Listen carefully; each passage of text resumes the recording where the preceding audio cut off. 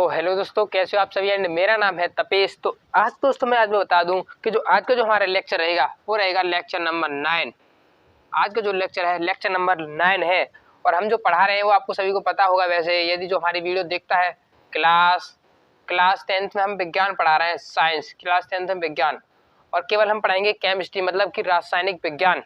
और उसमें जो चैप्टर नंबर क्लास 10th विज्ञान में जो आज का चैप्टर है, हमारा जो चैप्टर नंबर पढ़ा रहे हैं वो चैप्टर नंबर 1 है। और लेक्चर नंबर 10 में यानी कि वीडियो हमारी पूरी 10 कंप्लीट में हमारा चैप्टर नंबर 1 कंप्लीट हो जाएगा कल। यानी कि हमारा चैप्टर आज लेक्चर नंबर 9 है, कल के लेक्चर में हम चैप्टर नंबर 1 को पूरा फिनिश कर देंगे। और फिर हम कराएंगे जो एनसीईआरटी के टोटल जो आंसर होंगे, मतलब क्वेश्चन जो आंसर होंगे उन सभी को कराएंगे। तो हम अपनी वीडियो को स्टार्ट करते हैं कि हमने लास्ट क्लास में क्या क्या बता दिया था जो आपको पता होगा। हमने टाइप ऑफ रिएक्शन बताई थी और बैलेंस करना भी बताया दिया था। तो आज के जो लेक्चर में जो हमारी जो एनसीईआरटी की जो हेडिंग है वो है 1.2.5 की जो एनसीईआरटी हेडिंग है। तो ये वाली क्या है? तो ये वाली जो हेडिंग है वो है उपचयन तथा अपचयन। तो थोड़ा ध्यान से देखिएगा, उपचयन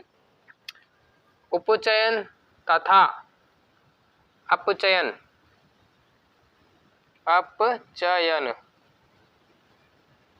बात आती है उपचयन तथा अपचयन क्या होता है।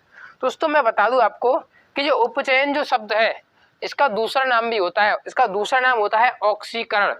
इसको कुछ आप 11th में आगे पढ़ोगे, इसको क्या कहते हैं? ऑक्सीकरण। इसका तो अपचयन ही है। अब देखिएगा इसको इंग्लिश में क्या बोलते हैं? इसको बोलते हैं ऑक्सीडेशन तथा रिडक्शन। इनको क्या बोलते हैं? इनको बोलते हैं ऑक्सीडेशन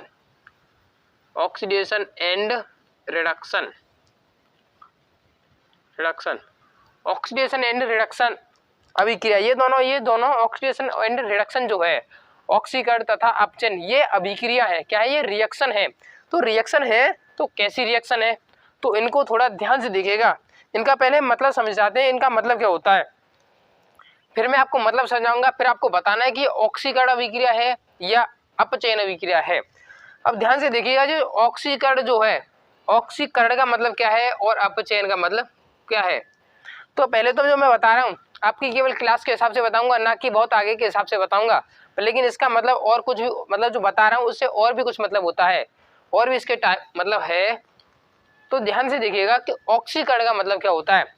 यहाँ पे कहीं उपचयन समझे तो उपचयन का मतलब हमारे समझ में नहीं आ पाता है, पर लेकिन ऑक्सीकरण बात एक ही है, पर लेकिन इसका दूसरा नाम है ऑक्सीकरण। तो ऑक्सीकरण का मतलब कहीं ना कहीं ऑक्सीजन से है। किससे है? ऑक्सीजन से। तो हम कह सकते हैं यहाँ पे ऑक्सीजन, यहाँ पे ओ का मतलब है मेरा ऑक्सीजन। यदि कहीं ऑक्सीजन का जुड़ना, यहाँ पे कहीं ऑक्सीजन क्या होने लग जाए? जुड़ने लग जाए। ऑक्सीजन का जुड़ना और वहां पे क्या हो जाए? एच का मतलब क्या है? हाइड्रोजन, हाइड्रोजन का निकलना। ऑक्सीजन का जुड़ना और हाइड्रोजन का निकलना ऑक्सीकरण कहलाता है, यानी कि या उपचयन कहलाता है। ध्यान से देखिएगा मैंने क्या कहा कि यदि कहीं रिएक्शन में ऑक्सीजन जुड़े, यदि ऑक्सीजन नहीं जुड़ रहा है तो हाइड्रोजन निकले, तो उसको कहेंगे हम ऑक्सीकरण। और ये तो होता है ऑक्सीकरण। अब बात आती है उपचयन क्या होता है, सॉरी अपचयन क्या होता है। तो यहाँ पे ऑक्सीजन जुड़ रहा है तो यहाँ पे ऑक्सीजन क्या होगा? ऑक्सीजन का निकलना। यहाँ पे लिख सकते हैं ऑक्सीजन का निकलना। यहाँ पे ऑक्सीजन निकलना और हाइड्रोजन का जुड़ना। तो यहाँ पे ऑक्सीजन निकल रहा है तो क्या जुड़ेगा?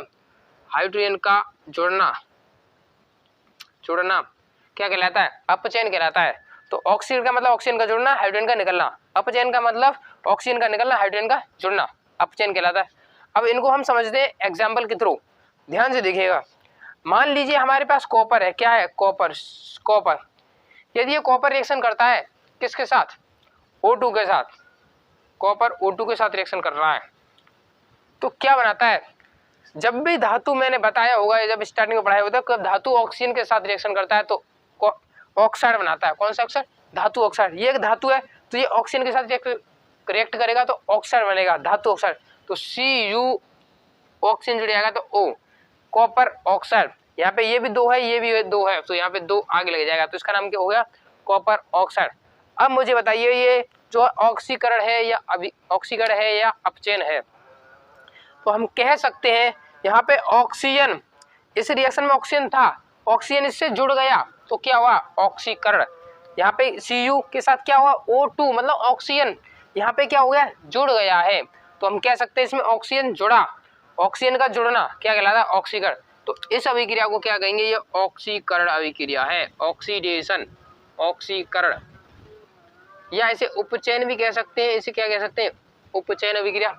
यदि अब ध्यान से दिखेगा, यदि मैं क्या करने लग जाऊं कि ये CuO मतलब कॉपर ऑक्साइड, इसका नाम होता है कॉपर ऑक्साइड, तो ध्यान से दिखेगा यदि कॉपर ऑक्साइड CuO में, पहले मैंने H2O2 मिलाई थी केवल Cu में, पर लेकिन अब मैं कॉपर ऑक्साइड में H2 मिलाऊं, क्या डालूं H2 डालूं। अब ये धातु ऑक्साइड रिएक्शन कर रहा है, अब धातु नहीं है, अब ऑक्साइड मत बनाना क्योंकि ये धातु नहीं है, धातु ऑक्साइड है। अब होता क्या है कि यहाँ से H2O निकल जाता है, क्या निकलता है H2O निकल जाता है, प्लस Cu से केवल एक सिंगल बचा रहता है, क्या बचता है Cu। अब ध्यान से देखिएगा कि Cu ने यहाँ पे ऑक्सीजन था, ऑक्सीजन क्या हो गया निकल गया, यहाँ से Cu से क्या बना है, ये CuO से क्या बना है Cu केवल, अब H2 से क्या बन गया H2O। तो यहाँ पे O का यहाँ पे ऑक्सीजन था, ऑक्सीजन यहाँ पे आगे क्या हुआ निकल गया, क्योंकि Cu वाला टर्म यही तो है, तो यहाँ से ऑक्सीजन निकल गया, तो ऑक्सीजन का निकलना क्या है अपचयन। तो ये वाली जो रिएक्शन है अपचयन है, ये वाली यहाँ से यहाँ तक की। अब यहाँ से H2 यहाँ पे क्या हुआ ऑक्सीजन जुड़ गया, तो ऑक्सीजन का जुड़ना ऑक्सीकरण। तो ये यहाँ से ये वाली जो रिएक्शन है ये ऑक्सीकरण, यहाँ से यहाँ तक की जो रिएक्शन है अपचयन है। यहाँ पे ऑक्सीजन क्या हुआ है निकला है, तो ये अपचयन है। तो इसके हम समझते हैं और भी एग्जाम्पल के दो, तो ध्यान से देखिएगा इसको हम कैसे लिख सकते हैं। अतः हम लिख सकते हैं इसको कैसे लिख सकते हैं, देखिएगा CuO प्लस H2 की रिएक्शन कराई तो क्या बना H2O निकल गया हमारा, क्या निकला यहाँ पे लिखते हैं हम H2O प्लस Cu अलग निकल गया। अब थोड़ा ध्यान से देखिए, Cu से Cu वाला टर्म को मैच करिएगा, Cu से Cu वाला टर्म ये है और H2 से H2O वाला टर्म ये है। अब देखिएगा CuO से Cu बना है, मतलब यहाँ से ऑक्सीजन क्या हो गया निकल गया है, और ऑक्सीजन का निकलना क्या ऑक्सीजन का निकलना अपचयन कहलाता है। तो यहाँ पे लिखेंगे ये वाली जो रिएक्शन है ये कौन सी है अपचयन है। अब देखिएगा H2 से ऑक्सीजन का जुड़ना, यहाँ पे H2 था अब यहाँ पे O आ गया है, तो ये वाली यहाँ से यहाँ तक की जो रिएक्शन है H2 से H2O का बनना क्या है ऑक्सीडेशन मतलब ऑक्सीकरण अभिक्रिया, या उसे ऑक्सीकरण या इसे उपचयन भी कह सकते हैं। क्या कह सकते हैं उपचयन, क्योंकि ये वाला आपकी एनसीईआरटी में तो उपचयन दिया हुआ है। अब थोड़ा ध्यान से देखिएगा, ये मुझे लगता है आपके टर्म क्लियर हुआ कि ऑक्सीडेशन और रिडक्शन क्या होता है। अब ध्यान से देखिएगा इस रिएक्शन में ऑक्सीकरण भी हुआ है और अपचयन भी हुआ है, तो ऐसी अभिक्रिया जहाँ पे ऑक्सीकरण भी होता है और अपचयन भी होता है, तो ये जो पूरी रिएक्शन हो गई। अब मैंने कह तो दिया कि ये बात ये यहाँ से यहाँ तक का जाना अपचयन हो गया, अब ये से ये बनना ऑक्सीकरण हो गया मतलब उपचयन होगा। तो भाई इस पूरी रिएक्शन को क्या कहेंगे, तो फिर इस पूरी रिएक्शन को क्या कहेंगे ये भी तो पता होना चाहिए। तो ध्यान से सुनिएगा, जहाँ ऑक्सीकरण भी हो और अपचयन भी हो तो उस अभिक्रिया को रेडॉक्स अभिक्रिया कहते हैं। क्या कहते हैं रेडॉक्स अभिक्रिया, रेडॉक्स रिएक्शन, रेडॉक्स रिएक्शन। ये जो रिएक्शन है रेडॉक्स अभिक्रिया है, क्योंकि यहाँ पे ऑक्सीकरण भी हुआ है और अपचयन भी हुआ है, तो इस अभिक्रिया को रेडॉक्स अभिक्रिया कहते हैं। क्या कहते हैं रेडॉक्स अभिक्रिया। तो पहले मैंने जो रिएक्शन कराई थी Cu की रिएक्शन O2 के साथ केवल ऑक्सीजन जुड़ा था, तो उस अभिक्रिया को ऑक्सीकरण कहेंगे।